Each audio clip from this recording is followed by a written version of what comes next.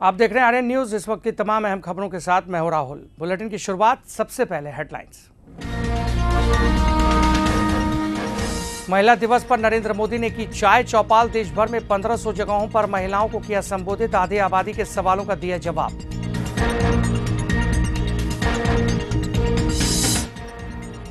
Emotional अत्याचार वाले बयान पर मीसा भारती ने रामकृपाल यादव पर साधा निशाना। पाटलिपुत्र से चुनाव लड़ने का किया ऐलान।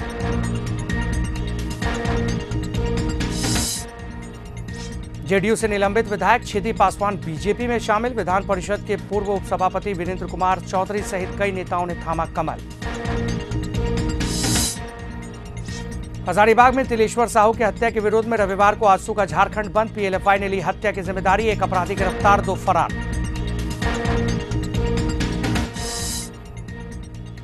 और स्वर्गीय छठू चौधरी मेमोरियल फुटबॉल टूर्नामेंट का समापन। फाइनल में आरबी बॉयज दानापुर ने आईजी पुलिस पटना को हराया।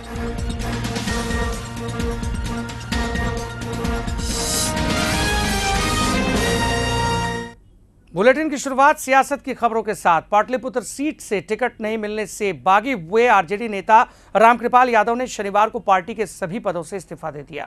हालांकि उन्होंने पार्टी नहीं छोड़ी है। लालू की बेटी मीसा भारती पर उन्होंने इमोशनल ड्रामा करने का आरोप लगाया है। वहीं मीसा भारती ने रामकृपाल यादव के इमोशनल अत्याचार वाले बयान पर पलटवार किया और कहा कि उन्होंने रामकृपाल यादव से इस तरह के बयान की उम्मीद नहीं की थी।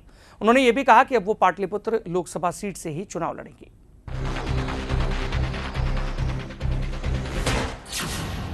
लालू के राम ने बस एक टिकट पाने की चाहत में बहुत कुछ कुर्बान कर दिया। चौखट पर भतीजी आई और चली गई, लेकिन राम ने रिश्तों की बागडोर को महत्व नहीं दिया। 5 घंटे मीसा भारती अपने चाचू का इंतजार 18 मदर टेरेसा क्रिंसन रोड पर करती रही, लेकिन चाचा रामकृपाल इस प्यार के माचिस से कहां पिघलने वाले थे। सच ही कहा है किसी ने, राजनीति में सिर्फ राज के लिए नीति होती है। इमोशन विमोशन कुछ नहीं होता, रिश्ते तो घर में निभाए जाते हैं। से बेटी मीसा आई थी, मुझे ऐसा लगता है कि ये इमोशनल अत्याचार। मीसा भारती ने भी घंटों इंतजार करने के बाद चाचा का मोह त्याग कर दिया है। इमोशनल अत्याचार और नौटंकी करार दिया है। तो एक चाचा से मुझे ये उम्मीद नहीं थी कि वो मेरी भावनाओं को इस तरह से रखेंगे, खास करके एक बेटी को। रामकृपाल यादव ने फिलहाल पार्टी के सभी पदों से इस्तीफा दे दिया है।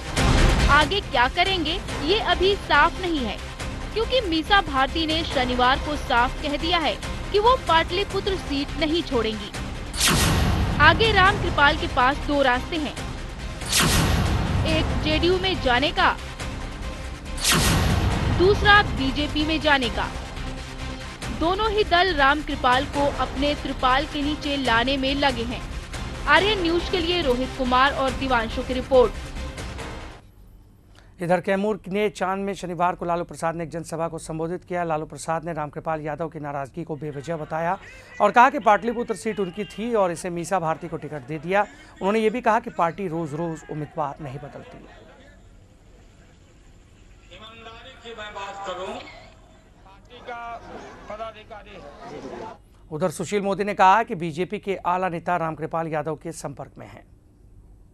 सभी लोगों से पुराने संबंध हैं, कुछ लोगों के संपर्क में, लेकिन संपर्क में है इसका ज़्यादा अर्थ नहीं निकाला जाना चाहिए। इसलिए मैं इतना ही कहूँगा कि इसका कोई ज़्यादा अर्थ नहीं निकाला जाना चाहिए, लेकिन क्योंकि सब पटना से जुड़े लोग एक साथ हम लोगों ने काम किया है, तो हैं लोगों के संपर्क में।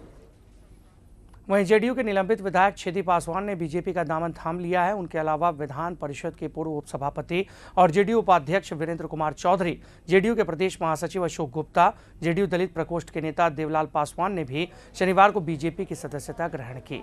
प्रदेश बीजेपी अध्यक्ष मंगल पांडे, पूर्व उप मुख्यमंत्री सुशील मोदी और नेता प्रतिपक्ष नंदकिशोर यादव ने भी इन सभी को पार्टी की सदस्यता ग्रहण कराई। इस मौके पर छिदी पासवान ने नीतीश पर निशाना साधते हुए कहा कि वो राजनीति में नीतीश चालीसा का पाठ पढ़ने के लिए नहीं आए हैं।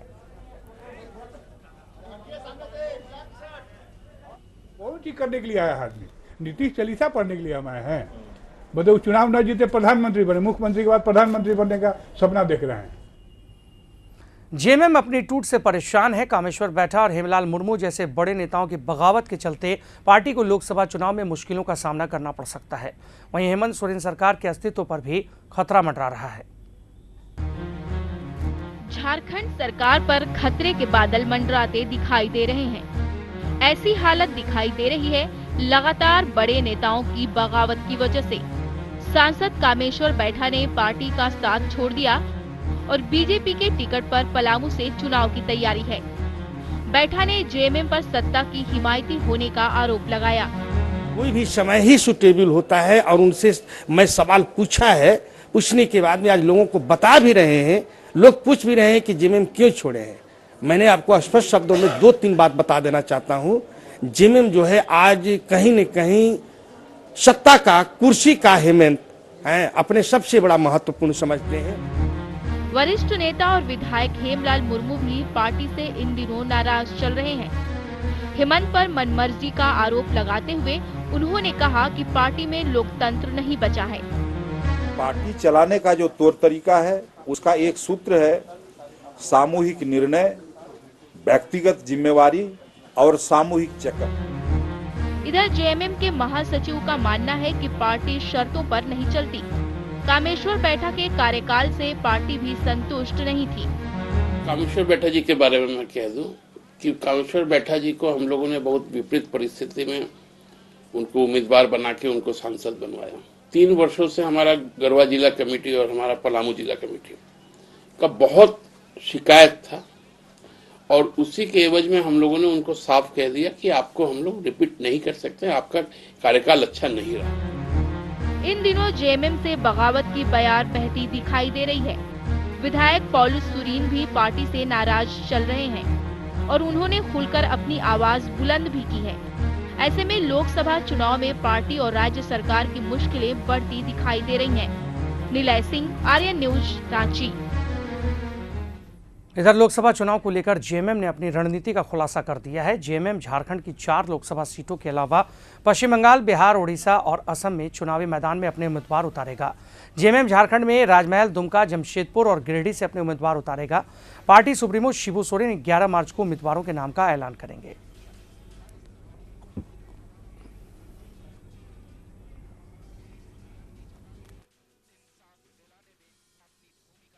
11 तारीख को उन सभी कैंडिडेट्स के नाम घोषणा होने हैं और हम लोग जिस चारों जगहों पर चुनाव लड़ेंगे, जो राजमहल, दुमका, जमशेदपुर, गिरिडीह को लेकर है, इन सभी का घोषणा माननीय अध्यक्ष 11 तारीख को करेंगे। दानापुर के रूपसपुर में नरेंद्र मोदी की चाय चौपाल लगी। इस चौपाल में बीजेपी के वरिष्ठ नेता किरण घई, स्थानीय विधायक आशा सिन्हा सहित कई नेता और कार्यकर्ताओं के साथ महिलाएं भी शामिल हुईं। चाय चौपाल में शामिल ज्योति कुमारी ने नरेंद्र मोदी के सवाल करते हुए उनसे पूछा कि ऐसा क्या किया जाए कि महिलाएं अपनी समस्या पुलिस के पास ले जाने से डरे नहीं। व्यवस्थाएं विकसित करनी होती है।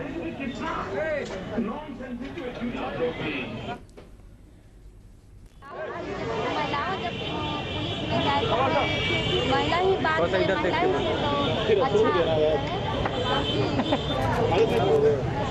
जवाब से संतुष्ट है।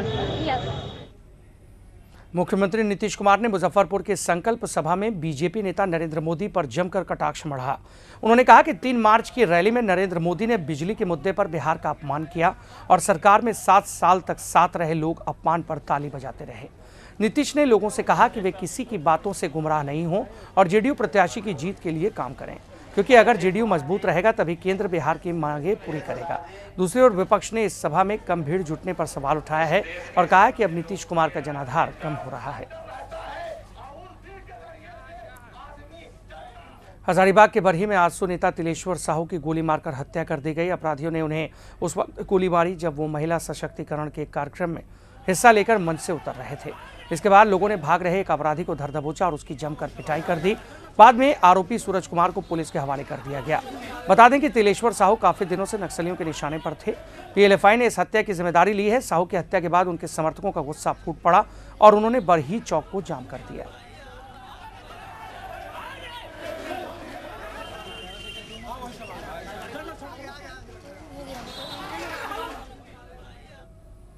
उधर आसू नेता तिलेश्वर साहू की हत्या के बाद उनके समर्थक काफी गुस्से में हैं और आसू के ने हत्या के विरोध में रविवार को झारखंड बंद का भी ऐलान किया है।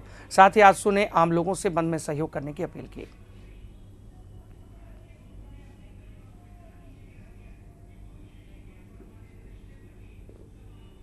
आसू नेता तिलेश्वर साहू की हत्या पर झारखंड के राजनीतिक दलों ने शोक जताया है। बीजेपी ने इसे प्रशासन की लापरवाही बताया, जबकि बीजेपी के प्रदेश प्रवक्ता प्रदीप सिन्हा ने कहा कि अगर सुरक्षा के पुख्ता इंतजाम होते तो इस तरह की घटना नहीं घटती।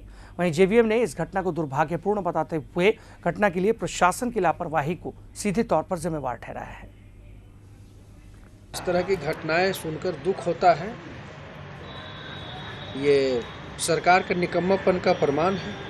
हत्या का हम निंदा करते हैं, कड़े शब्दों में निंदा करते हैं और प्रशासन से अपेक्षा है कि तत्काल जिन लोगों ने इस घटना को अंजाम दिया उनकी गिरफ्तारी हो, लेकिन साथ ही चुनाव आयोग इस बात का पुख्ता इंतजाम करे तो राजनेताओं की और कार्यकर्ताओं की जो चुनावी कार्य में लगे रहते हैं उनकी सुरक्षा व्यवस्था मुकम्मल हो।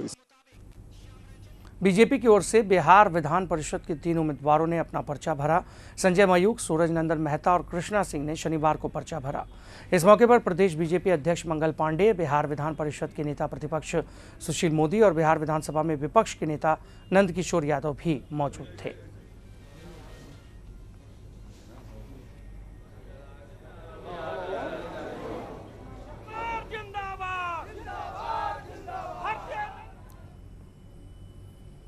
सीपीआई-एमएल के केंद्रीय महासचिव दीपांकर भट्टाचार्य ने कहा है कि 16वीं लोकसभा चुनाव में एक तरफ आरएसएस, अंबानी और अमेरिका का मोर्चा है तो दूसरी तरफ देश के छात्र, नौजवान, मजदूर और किसान हैं।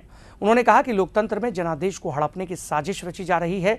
दीपांकर ने कहा कि देश में महिलाओं की बढ़ती ताकत को वे सलाम करते हैं। उन्होंने बताया कि सीपीआई-एमएल झारखंड में 8 और बिहार में 24 सीटों पर चुनाव लड़ेगी। चुनाव में आरएसएस, अंबानी और अमेरिका का मोर्चा एक तरफ और दूसरी तरफ हम समझते हैं कि पूरे देश के मजदूर, किसान, देश के छात्र, नौजवान वो अपने मुद्दों पर इस चुनाव में वोट देंगे। किन्नर समाज के लोगों ने झारखंड में नेताओं को चुनाव मैदान में पटखनी देने के लिए कमर कस ली है। प्रदेश किन्नर समाज ने राज्य की सभी 14 सीटों पर उम्मीदवार उतारने का फैसला किया है। इतना ही नहीं, करीब आधा दर्जन सीटों पर तो उम्मीदवारों के नाम का ऐलान भी कर दिया गया है। किन्नर समाज ने आरोप लगाया है कि मर्दों ने देश के साथ अब तक धोखेबाजी की है। किन्नर समाज ने भरोसा दिया है कि अब ऐसा नहीं होगा।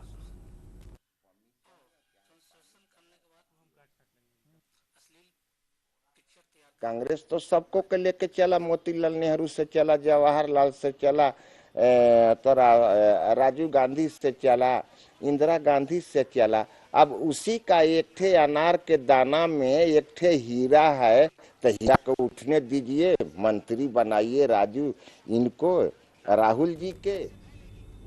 एक छोटा सा ब्रेक, फौरन हाजिर होते हैं।